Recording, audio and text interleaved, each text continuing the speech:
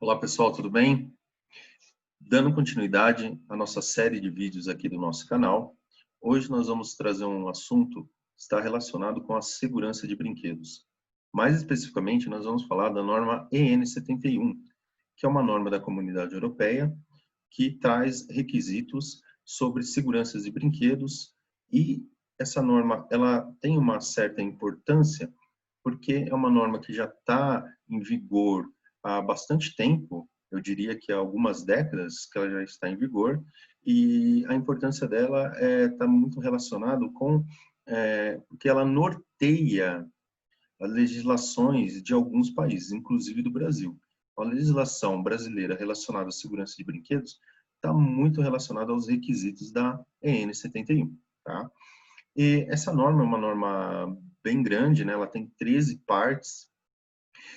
Cada parte traz requisitos específicos de uma determinada característica de segurança do brinquedo, mas hoje aqui nós vamos tratar da parte 3 dessa norma, que está relacionado com a migração de alguns elementos químicos.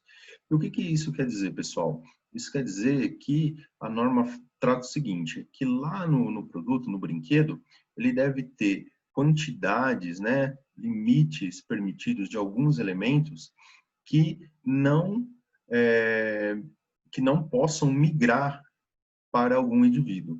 Então, como assim, por exemplo? Então, a gente sabe, crianças, elas têm muito o hábito de colocar brinquedos na boca, né? Então, a norma, ela trata o seguinte, se a criança colocar esse brinquedo na boca, é possível que algum elemento, né, esses que são tratados pela norma, migre, né, do brinquedo para o organismo da criança, né, e isso pode causar alguns problemas à saúde. Então, é muito importante que a gente faça esse controle, né, tem muito a ver com saúde pública, isso é de extrema importância. Legal, pessoal? Então, vou falar um pouquinho da norma e já aproveito para vocês, se vocês gostarem, né, pedir para vocês, se vocês gostarem do vídeo, para vocês dar um like. E se você achar que esse conteúdo é importante para algum colega, por favor, compartilhem com seus colegas, a gente vai ficar muito contente com isso. E se você tiver alguma dúvida, quiser saber mais informações sobre a SG Soluções Científicas ou sobre os conteúdos que a gente trata aqui no canal, você pode mandar um e-mail para a gente, que é o contato@sgcientifica.com.br. Bom, pessoal, então vamos lá. O que a norma N71, né? Quais tipos de brinquedos devem ser analisados à luz, né, da N 71/3?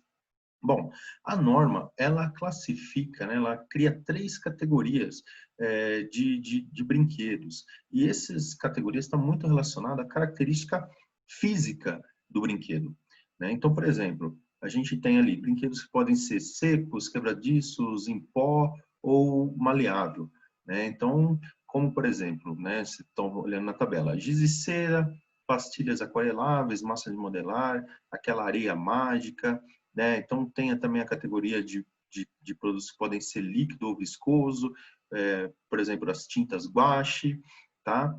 E também tem uma categoria que a gente chama de raspado. O que seria isso, pessoal? Isso aí seriam brinquedos que eles podem ser raspados, né?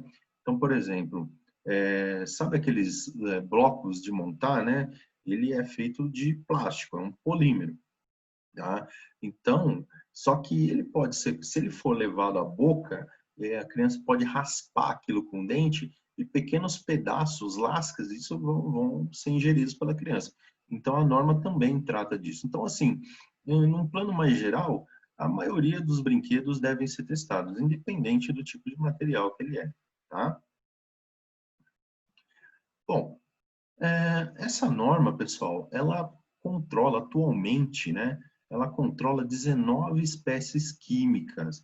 Eu falo atualmente porque isso pode, ao longo do tempo, sofrer alterações, dependendo como que a ciência da toxicologia vai avançando, tá bom? E quem que deve testar, né, os materiais? Quem é obrigado a fazer isso? Tá? Então, pela legislação, a gente teria os fabricantes de brinquedos, tá bom? Porém, pessoas empresas que importam também, brinquedos, né, de outros países, também, quando esse brinquedo chega no país de origem, no Brasil, ele deveria também ser testado à luz da AN 71/3 para garantir que vai chegar no mercado sem os elementos que são controlados, né? Ou num limite permitido, tá legal?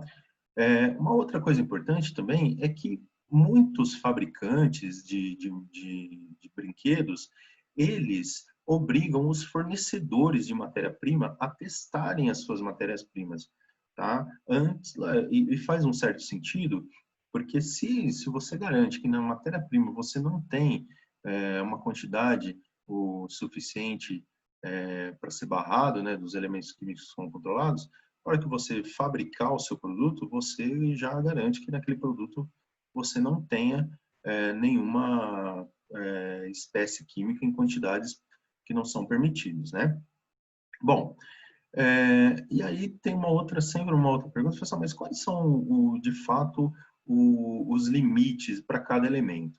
Então, isso depende do quê? Depende daquela categoria que o produto, né, vai ser classificado, tá bom? Então, para cada uma daquelas categorias, existe um limite específico de cada uma dessas 19 espécies químicas. Porém, aqui, pessoal, eu estou trazendo um exemplo para vocês que é os dois extremos, tá bom? Então, por exemplo, a gente tem lá o cromo 6. O cromo 6, como a maioria sabe, é uma espécie química que causa muitos danos à saúde dos seres humanos, né? Então, ele é muito controlado, tá? Então, por exemplo, o cromo 6, ele, em uma daquelas categorias, ele é permitido num limite até de 5 ppb, ou seja, 0,05 miligramas por quilo de material, tá? Por outro lado, a gente tem o zinco, que também é uma das espécies químicas que é controlada. Só que o zinco, por exemplo, ele já tem um limite permitido muito maior, né, do que o cromo 6, por exemplo. Também faz sentido porque o zinco, em quantidades menores, ele não causa nenhum dano à saúde dos seres humanos. Então, o zinco, né, nesse caso que eu estou trazendo exemplo, você pode ter uma quantidade de até 4,6% em peso, né, desse elemento em relação a cada quilo do material, tá bom? Então, assim, vejam que então, há uma discrepância, mas isso depende muito dos elementos, do tipo de material que a gente está analisando, tá legal? Bom, como que é realizado os ensaios, pessoal? Bom, é o seguinte, primeira coisa, a gente tem que encaixar, né, verificar em qual categoria o brinquedo, né, o material que está sendo analisado, ele se encaixa. Tá? Por que isso? Porque, como eu comentei antes, dependendo da categoria que ele é classificado, nós vamos ter limites diferentes dos elementos que são permitidos, tá bom? A partir daí, a amostra ela vai sofrer um preparo, né? O preparo também, tá? Então, na norma está muito especificado.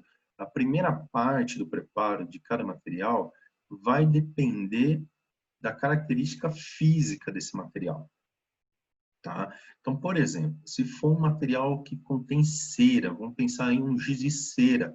Então, a norma pede que a gente faça uma extração, retire a cera desse elemento, desse material, tá? Antes de passar para a próxima etapa, para garantir que não haja ali uma encapsula, que não haja não seja mascarado o elemento químico que a gente está tentando analisar por causa desse material ceroso, tá? Então, isso vai depender. Na norma está muito bem especificado como que deve ser o procedimento para cada um dos materiais que a gente está analisando. Tá legal? Então, a partir dessa primeira etapa, depois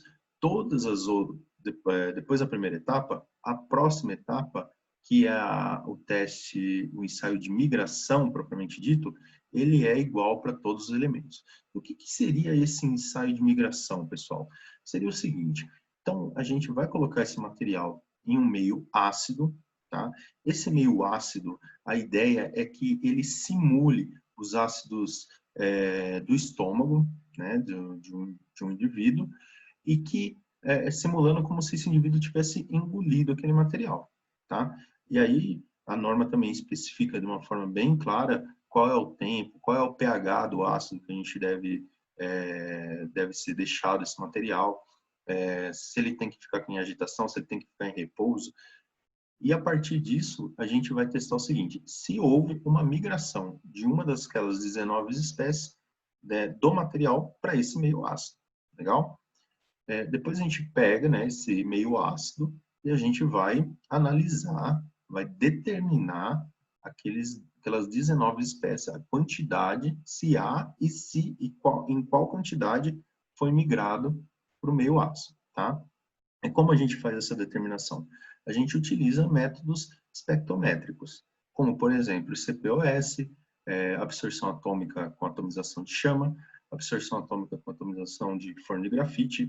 Então, isso depende da técnica analítica que o laboratório tem disponível, depende do limite de detecção de cada uma das técnicas que você tem disponível, depende do quanto você quer gastar, depende de vários fatores.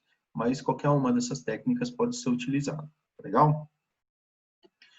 Bom, pessoal, e para finalizar é o seguinte, a SG, né, Soluções Científicas, ela presta esse tipo de serviço, a gente tem um time muito qualificado para realizar os ensaios à luz da N71/3, e a gente também presta um serviço de consultoria para algum laboratório que, porventura, queira colocar esse tipo de ensaio, esses métodos da N71 em seu portfólio. Então, a gente presta também esse serviço de consultoria.